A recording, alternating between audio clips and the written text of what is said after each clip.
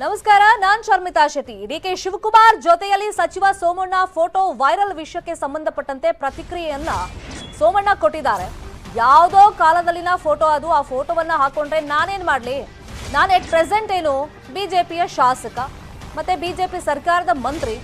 ನಾನು ಚಿಲ್ಲರೆ ರಾಜಕಾರಣ ಮಾಡಲ್ಲ ಅಂತ ಆ ಫೋಟೋ ವೈರಲ್ ಆದಂತ ವಿಷಯಕ್ಕೆ ಸಂಬಂಧಪಟ್ಟಂತೆ ಸೋಮಣ್ಣ ರಿಯಾಕ್ಷನ್. ಡಿಕೆ ಶಿವಕುಮಾರ್ ಅವರು ನನ್ನನ್ನ ಸಂಪರ್ಕನೇ ಮಾಡಿಲ್ಲ. ನಾನು ಬಿಜೆಪಿ ಬಿಟ್ಟು ಕಾಂಗ್ರೆಸ್ ಸೇರುವಂತ ವಿಚಾರ ಇಲ್ಲವೇ ಇಲ್ಲ. ನಿನ್ನೆ ಇನ್ಫ್ಯಾಕ್ಟ್ ರಿಯಾಕ್ಷನ್ ಕೊಡ್ತಾ ನಾನೇನಾದ್ರೂ ಹೇಳದ್ನಾ ನಂಗೆ ಅಸಮಾಧಾನ ಇದೆ ಬಿಜೆಪಿಲಿ ಅಥವಾ ಕಾಂಗ್ರೆಸ್ ಸೇರ್ತೀನಿ ಅಂತ ಕೇಳಿದ್ರು. ಇವತ್ತೊಂದು ಫೋಟೋ ಸೋಷಿಯಲ್ ಮೀಡಿಯಾದಲ್ಲಿ ಸಿಕ್ಕಾಪಟ್ಟೆ ವೈರಲ್ ಆಗ್ತಾ ಇದೆ. ಡಿಕೆ ಶಿವಕುಮಾರ್ ಪಕ್ಕದಲ್ಲಿ ಸೋಮಣ್ಣ ಕೂತಿರೋದು. ಅದು ಯಾವುದೋ ಕಾಲದ ಫೋಟೋ, ಇವಾಗಿಂದಲ್ಲ. ಫಸ್ಟ್ ಆಫ್ ಆಲ್ ನಾನು ಬಿಜೆಪಿ ಬಿಟ್ಟು ಕಾಂಗ್ರೆಸ್ ಸೇರುವಂತ ಯೋಚನೆ ಇಲ್ಲ ಅಂತ ಹೇಳಿ ಆ ವಿಷಯಕ್ಕೆ ಸಿಡಿಮಿಡಿಕೊಂಡಿದ್ದಾರೆ. ನಮ್ಮ ನಾಯಕ ಏನಿದ್ರು ಮೋದಿ ಹಾಗೇನೆ ಅಮಿತ್ ಶಾ ಅಂತ ಸೋಮಣ್ಣ ಹೇಳಿದ್ದಾರೆ. ಯಾವುದೋ ಕಾಲದಲ್ಲಿ ತಗೊಂಡು ನೀವೇನೋ ಹಾಕೊಂಡ್ರೆ ನಾನೇನು ಮಾಡೋಕ್ಕಾಗಲ್ತು. ನಾನು ಬಿಜೆಪಿಯ ಒಬ್ಬ ಶಾಸಕ, ಬಿಜೆಪಿ ಸರ್ಕಾರದ ಮಂತ್ರಿ. ನನಗೆ ನನ್ನ ಇತಿಮಿತಿ ಗೊತ್ತಿದೆ, ಎಷ್ಟು ಗೌರವವಾಗಿ ನಡ್ಕೋಬೇಕು ಅಂತ ನನಗೆ ಗೊತ್ತಿದೆ. ನಾನು ಯಾರ ಹತ್ರನೂ ಹೇಳ್ಸ್ಕೋಬೇಕಾಗಿಲ್ಲ. ನಾನು ಭಾರತೀಯ ಜನತಾ ಪಕ್ಷದಲ್ಲಿ ಒಬ್ಬ ಸಕ್ರಿಯನಾಗಿ ಕೆಲಸ ಮಾಡ್ತಾ ಇದ್ದೀನಿ. ನಮಗೆ ನಾಯಕರು ಸನ್ಮಾನ್ಯ ನರೇಂದ್ರ ಮೋದಿಯವರು, ನಮಗೆ ರಾಜ್ಯದಲ್ಲಿ ಸನ್ಮಾನ್ಯ ಬಸವರಾಜ ಬೊಮ್ಮಾಯಿ ಅವರ ನಾಯಕತ್ವ ಇದೆ, ಯಡಿಯೂರಪ್ಪನವ್ರ ಮಾರ್ಗದರ್ಶನ ಇದೆ, ಕಟೀಲ್ರವರು ಅಧ್ಯಕ್ಷ ಆಗಿದ್ದಾರೆ. ಆ ಥರದ ಊಹಾಪೋಹಗಳು ನಂದಲ್ಲ. ಇದು ಚಿಲ್ಲರೆ ರಾಜಕಾರಣ ಮಾಡೋದು ನನಗೆ ಗೊತ್ತಿಲ್ಲ, ಅದರ ಅವಶ್ಯಕತೆ ಇಲ್ಲ. ನಾನು ಕೂಡ 45 ವರ್ಷಗಳ ಕಾಲ ಅಧಿಕಾರ ಮಾಡಿದ್ದೇನೆ, ನನ್ನ ಇತಿಮಿತಿ ಗೊತ್ತಿದೆ. ಆದ್ದರಿಂದ ಪದೇ ಪದೇ ಇದನ್ನ ಎಲ್ಲ ಒಂದು ಕಡೆ ಉಪ್ಪು ಖಾರ ಹಾಕೋದು ಒಳ್ಳೇದಲ್ಲ. ಇದಕ್ಕೊಂದು ಅಂಕಿತ ಹಾಕೋದು ಸರಿ.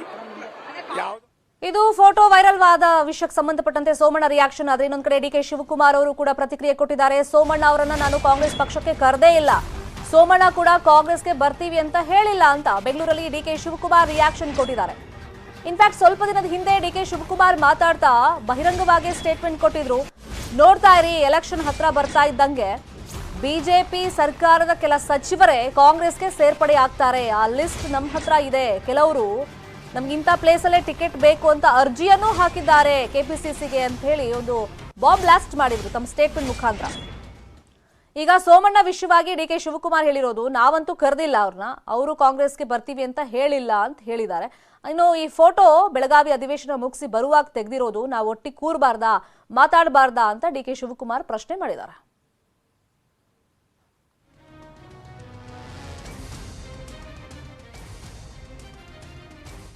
ಸೋಮಣ್ಣ ನಮ್ಮ ತಾಲೂಕವರು. ನಾವು ಬೇಕಾದಷ್ಟು ಧರ್ಮದ ಕೆಲಸದಲ್ಲಿ, ಮಠಮಾನ್ಯ ಕೆಲಸಗಳಲ್ಲಿ ಒಟ್ಟಿಗೆ ನಾವು ಕೆಲಸ ಮಾಡ್ತೀವಿ. ಸೊ ಆ ಬಾಂಧವ್ಯ ಇದೆ. ರಾಜಕಾರಣ ಬೇರೆ, ಬಾಂಧವ್ಯ ಬೇರೆ. ಸೊ ನಾನು ಯಾವತ್ತೂ ಅವ್ರು ನನ್ನ ಕಾಂಗ್ರೆಸ್ ಬರ್ತೀನಿ ಅಂತ ಅವರು ಹೇಳ್ಕೊಂಡಿಲ್ಲ, ನಾನು ಅವ್ರನ್ನ ಕರೆದಿಲ್ಲ. ಅರ್ಥ ಆಯ್ತಾ? ನಾವು ನಮ್ಮ ಕೆಲಸ ನಾವು ಮಾಡ್ಕೊಂಡು ನಾವಿದ್ದೇವೆ. ಪಾಪ ಅವ್ರನ್ನ ಯಾಕೆ ಸುಮ್ಮನೆ ನೀವು ಎಳಿತೀರಿ? ರೈಟಲ್ಲಿ ನಾವು ಎಲ್ಲೋ ಇದರಿಂದ ಬರ್ತಾ ಇದ್ದೋ, ಎಲ್ಲೋ ಬೆಳಗಾಮಿಂದ ಅಸೆಂಬ್ಲಿ ಮುಗಿಸ್ಕೊಂಡು ಬರ್ತಾ ಇದ್ದೋ, ಆ ಫೋಟೋ ಅದು ಬಂದಿದೆ. ಏನು ಪಕ್ಕದಲ್ಲಿ ಕೂತ್ಕೊಳ್ಳೋದು ಏನಿದೆ? ಎಲ್ಲಾರ ಪಕ್ಕದಲ್ಲೂ ಕೂತ್ಕೋತಾ ಇರ್ತೀವಿ ನಾವು. ನೋಡಪ್ಪ, ಸೋಮಣ್ಣ ನಮ್ಮ ತಾಲೂಕು. ಇನ್ನು ಇದೇ ವಿಷಯವಾಗಿ ಇವತ್ತು ಸಚಿವ ವಿ ಸೋಮಣ್ಣ ಪ್ರೆಸ್ ಮೀಟ್ ಮಾಡ್ತಾ ಇದ್ರು. ಆ ಟೈಮ್ನಲ್ಲಿ ಕಣ್ಣೀರ್ ಹಾಕಿದ್ದಾರೆ. ಹೊಟ್ಟೆ ಪಾಡಿಗೆ ಬಂದು ನಾನು ಬದುಕನ್ನ ಕಟ್ಕೊಂಡಿದ್ದೀನಿ. 6 ಅಡಿ 8 ಅಡಿ ರೂಮ್ನಲ್ಲಿ 16 ವರ್ಷ ನಾನು ವಾಸ ಮಾಡಿದ್ದೀನಿ, ಜೀವನ ಕಳೆದಿದ್ದೀನಿ. ಸ್ವಾಭಿಮಾನಕ್ಕೆ ಧಕ್ಕೆ ಬಂದಾಗ ನಾನ್ ಸುಮ್ಮನೆ ಇರಲ್ಲ, ನಾನು ಯಾರ ಮುಲಾಜಲ್ಲೂ ಬದುಕಿಲ್ಲ ಅಂತ ಹೇಳಿ ಸೋಮಣ್ಣ ಹೇಳಿದ್ದಾರೆ. ತೇಜೋವಧೆ ಮಾಡೋದು ಒಳ್ಳೇದಲ್ಲ ಅಂತಾನೂ ಸೋಮಣ್ಣ ಮಾತಾಡ್ತಾ ಕಣ್ಣೀರನ್ನ ಹಾಕಿದ್ದಾರೆ.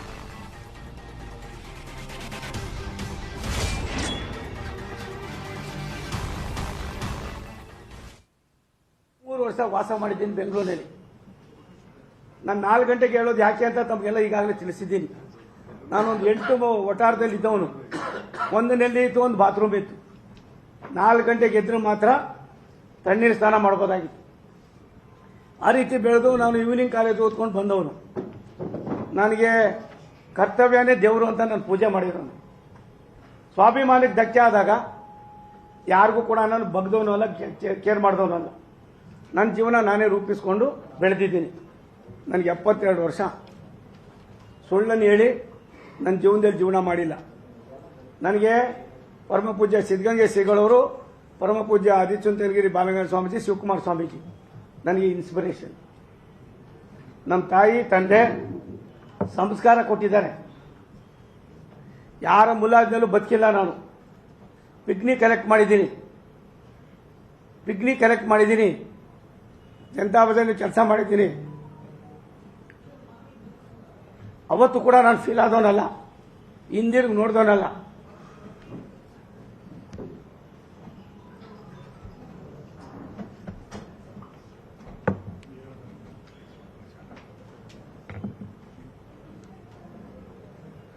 ಅನಾವಶ್ಯಕವಾಗಿ ಇನ್ನೊಬ್ಬರು ಹುದ್ದೆ ಮಾಡೋದು ಅಷ್ಟು ಒಳ್ಳೆಯದಲ್ಲ. ಇದೇ ವಿಚಾರವಾಗಿ ಡೀಟೇಲ್ ಆಗಿ ಇನ್ಫಾರ್ಮೇಶನ್ ಕೊಡೋದಕ್ಕೆ ನೇರ ಸಂಪರ್ಕದಲ್ಲಿ ಜಾಯ್ನ್ ಆಗಿದ್ದಾರೆ ನಮ್ಮ political bureau head Chidanand Patel. Chidanand Patel, ಒಂದ್ ಕಡೆ ಡಿಕೆ ಶಿವಕುಮಾರ್ ಅವರ ಸ್ಟೇಟ್ಮೆಂಟ್ ಎಲೆಕ್ಷನ್ ಹತ್ರ ಬರಲಿ ನೋಡ್ತಾ ಇರಿ, ಬಿಜೆಪಿ ಸರ್ಕಾರದ ಸಚಿವರೇ ಕಾಂಗ್ರೆಸ್ಗೆ ಬರ್ತಾರೆ ಅನ್ನೋದು. ಮತ್ತೊಂದ್ ಕಡೆ ನಿನ್ನೆ ಸುದೀರ್ಘವಾಗಿ ಸಿಎಂఏ ಕೂರಿಸಿಕೊಂಡು ಸೋಮಣ್ಣ ಅವರಿಗೆ ಸಮಾಧಾನದ ಮಾತುಗಳನ್ನ ಆಡಿದ್ದಾರೆ. ಅದಾದ್ಮೇಲೆ ಅವ್ರ ಪಕ್ಷ ಬಿಡಲ್ಲ ಅಂತೇನೋ ಪ್ರಾಮಿಸ್ ಮಾಡಿದ್ದಾರೆ ಅಂತ. ಇನ್ನೊಂದ್ ಕಡೆ ನಾವು ನೋಡೋದಾದ್ರೆ ಬಿಎಸ್ವೈ ಆಪ್ತ ಬಣದಲ್ಲಿ ಸೋಮಣ್ಣ ಗುರುತಿಸ್ಕೊಂಡಿದ್ರು. ಆದ್ರೆ ಯಡಿಯೂರಪ್ಪನವರು ಇದೆಲ್ಲ ಕಾಂಟ್ರವರ್ಸಿ ಆದ್ಮೇಲೆ ಒಂದು ಸ್ಟೇಟ್ಮೆಂಟ್ ಅವರಿಗೆ ಮಾತಾಡ್ಸೇ ಇಲ್ಲ, ಒಂದು ಸ್ಟೇಟ್ಮೆಂಟ್ ಬಹಿರಂಗವಾಗೂ ಕೊಟ್ಟಿಲ್ಲ. ಸೋಮಣ್ಣ ಬಿಜೆಪಿಲೇ ಇರ್ತಾರಾ, ಕಾಂಗ್ರೆಸ್ ಸೇರ್ಪಡೆ ಆಗ್ತಾರಾ ಅನ್ನೋದು ಫೈನಲ್ ಪ್ರಶ್ನೆ. ಶರ್ಮಿತಾ ಶೆಟ್ಟಿ ವಸತಿ ಸಚಿವ ವಿ ಸೋಮಣ್ಣ ರಾಜಕೀಯ ನಿರ್ಧಾರ ತೆಗೆದುಕೊಳ್ಳುವುದರಲ್ಲಿ ಒಂದಷ್ಟು ಸದ್ಯಕ್ಕೆ ಅತಂತ್ರವಾಗಿರುವಂತದ್ದು. ಭಾರತೀಯ ಜನತಾ ಪಕ್ಷದಲ್ಲಿ ಇದ್ದು ಕೂಡ ಆಟ ಕುಂಟು ಲೆಕ್ಕಕ್ಕೆಲ್ಲ ತರ ಆಗಿರುವಂತದ್ದು. ಸೋಮಣ್ಣವರು ಹಳೆ ಮೈಸೂರು ಭಾಗದ ವೀರಶೈವ ಲಿಂಗಾಯತ ಮುಖಂಡರು ಹೌದು. ಹಲವಾರು ಮಠ ಮಾನ್ಯಗಳ ಜೊತೆಗೆ ಸ್ವಾಮೀಜಿಗಳ ಜೊತೆ ತನ್ನದೇ ಆದ ವಿಶೇಷವಾದ ಸಂಪರ್ಕ ಇರ್ತಕ್ಕಂಥದ್ದು.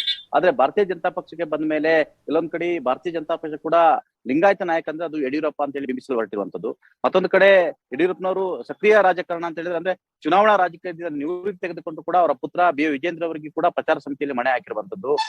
ವಿ ಸೋಮಣ್ಣರಿಗೆ ಎಲ್ಲೂ ಕೂಡ ಅವಕಾಶವನ್ನು ಕೊಡದಲೇ ಇರ್ತಕ್ಕಂಥದ್ದು. ಬೆಂಗಳೂರಿನ ಉಸ್ತುವಾರಿ ಸಚಿವರಾಗಬೇಕಂತ ಹೇಳಿ ಬಹಳಷ್ಟು ಪ್ರಯತ್ನ ಮಾಡಿದ್ರೆ ಅಲ್ಲೂ ಕೂಡ ಅವಕಾಶ ಸಿಗ್ಲಿಲ್ಲ. ಜೊತೆಗೆ ಅವ್ರು ಕೇಳಿದಂತ ಜಿಲ್ಲೆಗೆ ಮೈಸೂರು ಜಿಲ್ಲೆ ಕೇಳಿದ್ರು, ಮೈಸೂರು ಜಿಲ್ಲೆ ಉಸ್ತುವಾರಿ ಇದ್ದಂತವ್ರನ್ನ ತೆಗೆದು ಚಾಮರಾಜನಗರ ಜಿಲ್ಲೆ ಕೂಡ ಹಾಕಿರುವಂತದ್ದು. ಒಟ್ಟಾರೆ ಬಿಜೆಪಿಯಲ್ಲಿ ಇದ್ರೆ ಕೇವಲ ನಾನೊಬ್ಬ ಶಾಸಕನಾಗಿ ಇರಬಹುದು ಮತ್ತು ಒಂದು ಸಚಿವನಾಗ್ಲಿಕ್ಕೂ ಕೂಡ ಗೋಗರಿಬೇಕನ್ನೋದು ಅವರ ಸದ್ಯದ ಸ್ಥಿತಿ.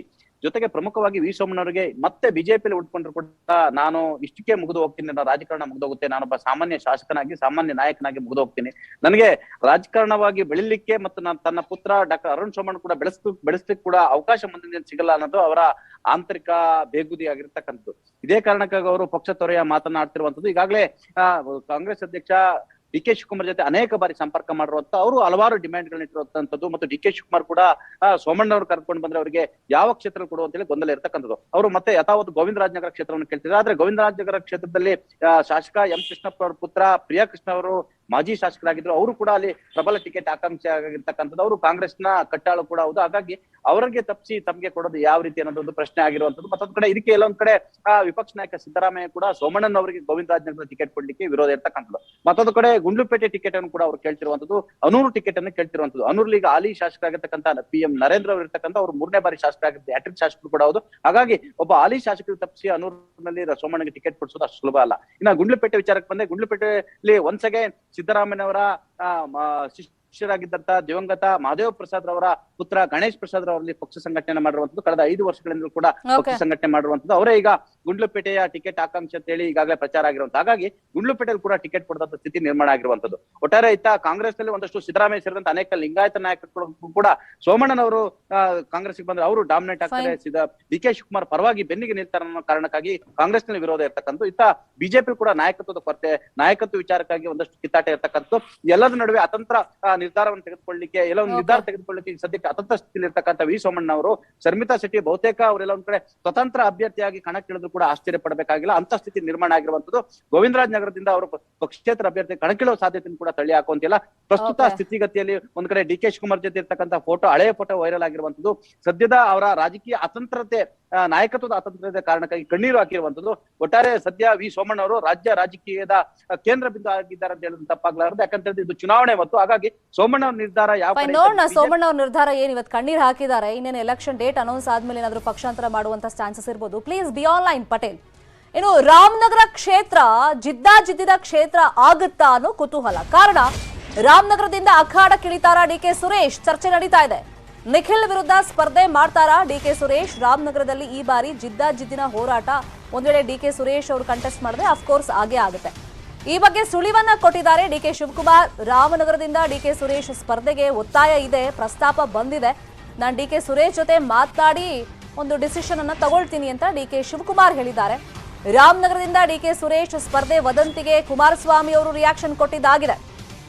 ಯಾರು ಎಲ್ಲಿ ಬೇಕಾದ್ರೂ ಸ್ಪರ್ಧಿಸೋಕೆ ಅವಕಾಶ ಇದೆ, ಪ್ರಜಾಪ್ರಭುತ್ವದಲ್ಲಿ ಸೋಲು ಗೆಲುವು ಅನ್ನೋ ವ್ಯವಸ್ಥೆ ಇದೆ ಅಂತ ಕುಮಾರಸ್ವಾಮಿ ರಿಯಾಕ್ಷನ್ ಕೊಟ್ಟಿದ್ದಾರೆ. ಅವ್ರು ಇಲ್ಲಿ ಯಾಕೆ ಬರ್ತಾರೆ, ಇಲ್ಲಿ ಯಾಕೆ ನಿಲ್ತಾರೆ ಅಂತ ಕೇಳೋದು ಬಾಲಿಶ ಹೇಳಿಕೆ ಆಗ್ಬಿಡುತ್ತೆ ಅಂತ ಕುಮಾರಸ್ವಾಮಿ ಹೇಳಿದ್ದಾರೆ. ನಾನು ತಳ್ಳಕ್ಕಾಗಲ್ಲ, ಇದೆ ಪ್ರಪೋಸಲ್ ಇಸ್ ದೇ, ಬಟ್ ಇನ್ನ ನಾವು ಕೂತ್ಕೊಂಡು ನಾನು ಮಾತಾಡಿಲ್ಲ. ನಾನೆಲ್ಲರೂ ಮಾತಾಡಬೇಕು, ನಿಲ್ಲಿಸ್ಬೇಕು ಅಂತ ನನಗೊಂದು ಸಣ್ಣ ಸಂದೇಶ ಇದೆ. ಆಸೆ ಅಲ್ಲ, ಸಣ್ಣ ಸಂದೇಶ ಇದೆ. ಇನ್ನ ನಾನು ಯಾರ ಹತ್ರನೂ ಮಾತಾಡಿಲ್ಲ, ಸುರೇಶ್ ಹತ್ರನೂ ಮಾತಾಡಿಲ್ಲ, ನಮ್ಮ ಕಾರ್ಯಕರ್ತರು ಮಾತಾಡಿಲ್ಲ. ಅಲ್ಲಿ ಲೋಕಲ್ ಕಾರ್ಯಕರ್ತರು ಮುಖಂಡರುಗಳು ಕೂಡ ನನಗೆ ಬಹಳ ದಿನದಿಂದ ಒತ್ತಾಯ ಮಾಡ್ತಾ ಇದ್ರು. ನನಗೆ ಸುಮ್ಮನೆ ಬೈ ಎಲೆಕ್ಷನ್ ಮಾಡೋದು ಅವೆಲ್ಲ ನನಗೂ ಇಷ್ಟ ಇಲ್ಲ. ಬಟ್ ಆದ್ರೂ ಪಾರ್ಟಿ ಹೇಳ್ತಾ ಇದೆ, ನಾನಿನ್ನ ಅದನ್ನ ಚರ್ಚೆ ಮಾಡಕ್ ಹೋಗಿಲ್ಲ. ನೋಡಿ, ಯಾರು ಬೇಕಾದರೂ ಎಲ್ಲಿ ಬೇಕಾದರೂ ನಿಲ್ತಕ್ಕಂಥ ಹಕ್ಕು ಸಂವಿಧಾನದ ವ್ಯವಸ್ಥೆಯಲ್ಲಿದೆ. ಪ್ರಜಾಪ್ರಭುತ್ವದಲ್ಲಿ ಸೋಲು ಗೆಲುವು ಅಂತಕ್ಕಂಥದ್ದು ಈ ಒಂದು ವ್ಯವಸ್ಥೆಯಲ್ಲಿರ್ತಕ್ಕಂಥ ಒಂದು ರಾಜಕೀಯದ ಫಲಿತಾಂಶಗಳೇನಿದೆ. ಯಾರು ಎಲ್ಲಿ ಬೇಕಾದರೂ ನಿಲ್ಬೋದು. ಅವ್ರು ಇಲ್ಲಿ ಯಾಕೆ ಬರ್ತಾರೆ, ಇಲ್ಲಿ ಯಾಕೆ ನಿಲ್ತಾರೆ, ಇದೆಲ್ಲ ಹೇಳ್ತಕ್ಕಂಥದ್ದು ಬಾಲಿಶ ಹೇಳಿಕೆ ಆಗುತ್ತೆ. ಅದರಿಂದ ಅವ್ರು ನಿಲ್ತಕ್ಕಂಥ ತೀರ್ಮಾನ ಅವ್ರ ಪಕ್ಷಕ್ಕೆ ಸೇರಿದ್ದೆ. ಇದೇ ವಿಚಾರವಾಗಿ ಡೀಟೇಲ್ ಇನ್ಫಾರ್ಮೇಶನ್ ಕೊಡೋದಕ್ಕೆ ಆಲ್ರೆಡಿ ಲೈವ್ ನಲ್ಲಿ ಕನೆಕ್ಟ್ ಇದ್ರು ನಮ್ಮ political bureau head Chidanand Patel. Ramanagara, Kanakapura ಅಂತೆಲ್ಲ ಬಂದಾಗ ಈಗ ಕುಮಾರಸ್ವಾಮಿ ಪ್ರಾಬಲ್ಯ ಏನು ಅಂತಾನೂ ಗೊತ್ತು, ಡಿಕೆ ಬ್ರದರ್ಸ್ ಪ್ರಾಬಲ್ಯ ಏನು ಅಂತಾನೂ ಗೊತ್ತು. ಆದ್ರೆ ಜಿದ್ದಾಜಿದ್ದಿಗೆ ಬಿದ್ದಂತ ಸಂದರ್ಭದಲ್ಲಿ ಎದುರಾಳಿಗಳಾದಾಗ ಯಾವ ತರ ಪೈಪೋಟಿಗಳನ್ನ ನಿರೀಕ್ಷೆ ಮಾಡಬಹುದು? ಜೊತೆಗೆ ಡಿಕೆ ಸುರೇಶ್ ರಾಜಕೀಯಕ್ಕೆ ಬರ್ತಾರಾ? ಶರ್ಮಿತಾ ಶೆಟ್ಟಿ ಮಂಡ್ಯದಲ್ಲಿ ನಿಖಿಲ್ ಕುಮಾರಸ್ವಾಮಿ ಅವರು ಲೋಕಸಭಾ ಕಣದಲ್ಲಿ ಸೋತ ನಂತರ ಅವರ ಪುತ್ರ ನಿಖಿಲ್ ಕುಮಾರಸ್ವಾಮಿನ ರಾಮನಗರದಲ್ಲಿ ವಿಧಾನಸಭಾ ಚುನಾವಣೆ ಮುಖಾಂತರ ಗೆಲ್ಲಿಸುವ ಮುಖಾಂತರ ಪೊಲಿಟಿಕಲ್ ಅರಂಗೇಟ್ರ ಮಾಡ್ಬೇಕನ್ನೋದು ಎಚ್ ಡಿ ಕುಮಾರಸ್ವಾಮಿ ಅವರ ಆಕಾಂಕ್ಷೆ ಆಗಿರ್ತಕ್ಕಂಥ. ಹಾಗಾಗಿ ನಿಖಿಲ್ ಕುಮಾರಸ್ವಾಮಿ ರಾಮನಗರ ಅಭ್ಯರ್ಥಿ ಅಂತ ಘೋಷಣೆ ಮಾಡುವಂತ. ಇದರ ಬೆನ್ನಲ್ಲೇ ಕಾಂಗ್ರೆಸ್ ಅಭ್ಯರ್ಥಿ ಇಕ್ಬಾಲ್ ಹುಸೇನ್ ಅಂತ ಘೋಷಣೆ ಮಾಡಿದ್ರು ಕೂಡ ಈಗ ಹೊಸ ದಾಳವನ್ನು ರೂಪಿಸಲಿಕ್ಕೆ ಡಿ ಕೆ ಶಿವಕುಮಾರ್ ಪ್ರಯತ್ನವನ್ನ ಮಾಡ್ತಿರುವಂತದ್ದು. ಪ್ರಮುಖವಾಗಿ ಶರ್ಮಿತಾ ಶೆಟ್ಟಿ ಇಲ್ಲಿ ಒಂದು ಸಮಸ್ಯೆ ಎದುರಾಗಿರ್ತಕ್ಕಂಥದ್ದು ಅಂತ ಹೇಳಿದ್ರೆ, ಡಿ ಕೆ ಶಿವಕುಮಾರ್ ವಿಧಾನಸಭೆಯ 3ನೇ ಮಾಡಿಗೆ ಹೋಗ್ಬೇಕು, ಈ ರಾಜ್ಯದ ಮುಖ್ಯಮಂತ್ರಿ ಆಗ್ಬೇಕಂತ ಹೇಳಿ ಬಹಳಷ್ಟು ಮಹತ್ವಾಕಾಂಕ್ಷೆ ಇರ್ತಕ್ಕಂಥ ವ್ಯಕ್ತಿ. ಆದ್ರೆ ಸದ್ಯಕ್ಕೆ ಅಲ್ಲಿ ಸಮಸ್ಯೆ ಆಗಿರ್ತಕ್ಕಂಥದ್ದು ಅಂತ ಹೇಳಿದ್ರೆ, ಡಿ ಕೆ ಶಿವಕುಮಾರ್ ಸದ್ಯ ಇದೀಗ ಐಟಿ, ಇಡಿ ಮತ್ತು ಸಿಬಿಐ ಹಲವಾರು ಪ್ರಕರಣಗಳ ಮೇಲೆ ಅವ್ರ ಮೇಲೆ ಬಂದಿರ್ತಕ್ಕಂಥ ಭ್ರಷ್ಟಾಚಾರ ಆರೋಪ ಇರ್ಬೋದು, ಬೇನಾಮಿ ಆಸ್ತಿ ಪ್ರಕರಣ ಇರುವಂತದ್ದು, ಅಕ್ರಮ ಹಣ ಸಂಪಾದನೆ ಇರುವಂತದ್ದು, ಇವೆಲ್ಲವೂ ಕೂಡ ಸದ್ಯಕ್ಕೆ ಅವರು ಸುಪ್ರೀಂ ಕೋರ್ಟ್ ಹಲವಾರು ಒಟ್ಟು 4ಕ್ಕೂ ಹೆಚ್ಚು ಬೇಲ್ ಮೇಲೆ ಇರುವಂತದ್ದು. ಹಾಗಾಗಿ ಒಂದು ವೇಳೆ ಚುನಾವಣೆ ನಂತರದ ದಿನಗಳಲ್ಲಿ ಅವರ ಬೇಲ್ ಏನಾದ್ರು ಕ್ಯಾನ್ಸಲ್ ಆದ್ರೆ ಮುಂದಿನ ದಿನಗಳಲ್ಲಿ ಅವರ ರಾಜಕೀಯ ಭವಿಷ್ಯಕ್ಕೆ ಕುತ್ತು ಬರುತ್ತೆ ಡಿ ಕೆ ಶಿವಕುಮಾರ್ ಅವರಿಗೆ. ಹಾಗಾಗಿ ತಮ್ಮ ಆಗಿರ್ತಕ್ಕಂಥ ಸಹೋದರ ಡಿ ಕೆ ಸುರೇಶ್ ಒಂದು ವೇಳೆ ರಾಮನಗರದಿಂದ ನಿಲ್ಲಿಸಿ ನಾವು ಗೆಲ್ಸಿದ್ರೆ ಅವ್ರನ್ನ ಡಿಸಿಎಂ ಮಾಡ್ಬೋದು ಅಥವಾ ಪವರ್ಫುಲ್ ಖಾತೆಗಳನ್ನ ಕೊಡಬಹುದು ಎಂಬ ಲೆಕ್ಕಾಚಾರ ಕೂಡ ಇದರಲ್ಲಿ ಅಡಗಿರುವಂತದ್ದು. ಹಾಗಾಗಿ ಆದ್ರೆ ಕಾಂಗ್ರೆಸ್ ಹೈಕಮಾಂಡ್ ಯಾವುದೇ ಕಾರಣಕ್ಕೂ ಒಪ್ಪಿಗೆ ಕೊಡೋದು ಬಹುತೇಕ ಡೌಟ್ ಅಂತಲೇ ಹೇಳಲಾಗ್ತದೆ. ಯಾಕಂತಂದ್ರೆ ಇಡೀ ಕರ್ನಾಟಕದಲ್ಲಿ ಇರ್ತಕ್ಕಂಥವ್ರು ಲೋಕಸಭಾ ಅಭ್ಯರ್ಥಿ ಒಬ್ಬರೇ ಒಬ್ಬರಂತೀರ, ಅದು ಡಿ ಕೆ ಸುರೇಶ್ ಅವರು ಬೆಂಗಳೂರು ಗ್ರಾಮಾಂತರದ ಗೆದ್ದಿರುವಂತದ್ದು. ಹಾಗಾಗಿ ಕಾಂಗ್ರೆಸ್ ಹೈಕಮಾಂಡ್ ಕೂಡ ಯಾವುದೇ ರೀತಿ ಒಪ್ಪಿಗೆ ಕೊಡೋದು ಬಹುತೇಕ ಡೌಟ್ ಅಂತ ಹೇಳಲಾಗ್ತದೆ. ಆದ್ರೆ ಇವರ ಪ್ಲಾನ್ ಅಂತ ಹೇಳಿದ್ರೆ, ಎಲ್ಲಾದ್ರೂ ಒಂದು ವೇಳೆ ಅವ್ರ ಮೇಲೆ ಇರ್ತಕ್ಕಂಥ ಆರೋಪಗಳೇನಾದ್ರೂ ಕೋರ್ಟ್ ನಲ್ಲಿ ಏನಾದ್ರೂ ರುಜುವಾತ ಆದ್ರೆ, ಒಂದು ವೇಳೆ ಬೇಲ್ ಕ್ಯಾನ್ಸಲ್ ಆದ್ರೆ ಅದು ಡಿ ಕೆ ಶಿವಕುಮಾರ್ ಅವರ ಮುಂದಿನ ರಾಜಕೀಯ ಭವಿಷ್ಯಕ್ಕೆ ಬರ್ತಾ ಬೀಳುವ ಸಾಧ್ಯತೆ ಇರ್ತಕ್ಕಂಥ. ಹಾಗಾಗಿ ಸೇಫರ್ ಸೈಡ್ ಗಾಗಿ ಡಿ ಕೆ ಸುರೇಶ್ ಅವರನ್ನ ರಾಮನಗರದಿಂದ ಗೆಲ್ಸ್ಕೊಂಡ್ರೆ ಅದು ಮುಂದಿನ ದಿನಗಳಲ್ಲಿ ರಾಜಕೀಯವಾಗಿ ಒಂದು ವೇಳೆ ಸರ್ಕಾರ ಬಂದು ಕೂಡ ಈ ರೀತಿಯ ಅವಕಾಶವನ್ನ ಪಡ್ಕೋಬಹುದು. ಡಿ ಕೆ ಸುರೇಶ್ ಅವರು ಕೂಡ ರಾಜ್ಯದಲ್ಲಿ ದೊಡ್ಡ ಮಂತ್ರಿಯಾಗಿ ಮಾಡಬಹುದು ಅಥವಾ ಡಿಸಿಎಂ ಮಾಡಬಹುದು ಎಂಬ ಲೆಕ್ಕಾಚಾರ ಇರ್ತಕ್ಕಂಥದ್ದು. ಇದರ ಹಿಂದೆ ಆಳವಾದ ಲೆಕ್ಕಾಚಾರ ಇರ್ತಕ್ಕಂಥದ್ದು. ಹಾಗಾಗಿ ಡಿ ಕೆ ಸುರೇಶ್ ಹೆಸರನ್ನ ಇದೀಗ ತೇಲಿ ಬಿಡ್ತಿರುವಂತದ್ದು. ಒಟ್ಟಲ್ಲಿ ಎಲ್ಲ ಒಂದ್ ಕಡೆ ಇವರು ಡಿ ಕೆ ಸುರೇಶ್ ಅವರ ಹೆಸರನ್ನು ಕೂಡ ತೇಲಿ ಬಿಟ್ಟರು ಕೂಡ ಸದ್ಯಕ್ಕೀಗ ಡಿ ಕೆ ಶಿವಕುಮಾರ್ ಪಿಸಿಸಿ ಅಧ್ಯಕ್ಷ ಆಗಿದ್ರು ಕೂಡ ಸದ್ಯ ಡಿ ಕೆ ಸುರೇಶ್ ಅವರ ಸೂಚನೆಯಂತೆ ಡಿ ಕೆ ಶಿವಕುಮಾರ್ ಅವರು ಕೆಲಸವನ್ನ ಮಾಡ್ತಿರುವಂತದ್ದು. ಹಾಗಾಗಿ ಸದ್ಯ ಕಾಂಗ್ರೆಸ್ ಹೈಕಮಾಂಡ್ MLA ಟಿಕೆಟ್ ಕೊಡ್ಲಿಕ್ಕೆ ಎಲ್ಲ ಒಂದ್ ಕಡೆ ಮೀನಮೇಷ ಎಣಿಸುವ ಸಾಧ್ಯತೆ ಇರ್ತಕ್ಕಂಥದ್ದು. ಯಾಕಂತೇಳಿ ಇಡೀ ರಾಜ್ಯದ ಇರ್ತಕ್ಕಂಥ ಏಕೈಕ ಸಂಸದರಾಗಿರ್ತಕ್ಕಂಥ ಒಂದು ವೇಳೆ ಅವರು ಶಾಸಕರ. Fine, thank you Chidanand Patel ತಮ್ಮೆಲ್ಲ ಇನ್ಫಾರ್ಮೇಶನ್ಗೆ. ಪುನೀತ್ ರಾಜ್ಕುಮಾರ್ ಪುತ್ಥಳಿ ಸ್ಥಾಪನೆಗೆ ವಿರೋಧ ವ್ಯಕ್ತವಾಗಿದೆ, ಲಾಠಿ ಚಾರ್ಜ್ ಆಗಿದೆ. ರಾಯಚೂರಿನ ಸಿಂಧನೂರು ಪಟ್ಟಣದಲ್ಲಿ ಘಟನೆ ಆಗಿರೋದು. ಮೆರವಣಿಗೆ ಸಂದರ್ಭದಲ್ಲಿ ಗಲಾಟೆ ಆಗಿದೆ, ಪೊಲೀಸರು ಲಾಠಿ ಚಾರ್ಜ್ ಮಾಡಿದ್ದಾರೆ. ಪುನೀತ್ ಪ್ರತಿಮೆಗೆ ನಗರಸಭೆ ಪೌರಾಯುಕ್ತರು ವಿರೋಧ ವ್ಯಕ್ತಪಡಿಸಿದ್ದಾರೆ. ಅಧಿಕಾರಿಗಳ ವಿರುದ್ಧ ತಿರುಗಿ ಬಿದ್ದಿದ್ದಾರೆ ಶಾಸಕರ ಪುತ್ರನ ಬೆಂಬಲಿಗರ ಮೇಲೆ ಲಘು ಲಾಠಿ ಪ್ರಹಾರವನ್ನ ಪೊಲೀಸರು ನಡೆಸಿದ್ದಾರೆ. ವಿರೋಧ ಬರ್ತಾ ಇದ್ದಂತೆ ಸಿಂಧನೂರು ಶಾಸಕ ವೆಂಕಟರಾವ್ ನಾಡಗೌಡ ಪುತ್ರ ಪುನೀತ್ ರಾಜ್ಕುಮಾರ್ ಪುತ್ಥಳಿ ಅನಾವರಣಕ್ಕೆ ಸಿದ್ಧತೆಯನ್ನ ಮಾಡಿಕೊಂಡ್ರು. ಈ ವೇಳೆ ನಗರಸಭೆ ಪೌರಾಯುಕ್ತರು ಮತ್ತು ಶಾಸಕರ ಪುತ್ರನ ನಡುವೆ ಅಲ್ಲಿ ವಾಗ್ವಾದ ಸ್ಟಾರ್ಟ್ ಆಯಿತು. ಅವ್ರ ಬೆಂಬಲಿಗರು ಸುಮ್ಮನೆ ಇರ್ತಾರಾ, ಅವರು ಜಗಳ ಕೆಳೆದಿದ್ದಾರೆ. ಮೆರವಣಿಗೆ ಸಂದರ್ಭದಲ್ಲಿ ಗಲಾಟೆ ಆಯಿತು, ನೂಕು ನುಗ್ಗಲು ಉಂಟಾಯಿತು. ಯಾವುದೇ ಅಹಿತಕರ ಘಟನೆ ನಡೀಬಾರದು, ಪರಿಸ್ಥಿತಿ ಕೈಮೀರಿ ಹೋಗಬಾರದು ಅಂತ ಹೇಳಿ ಪೊಲೀಸರು ಲಘು ಲಾಠಿ ಪ್ರಹಾರ ಮಾಡಿದ್ದಾರೆ.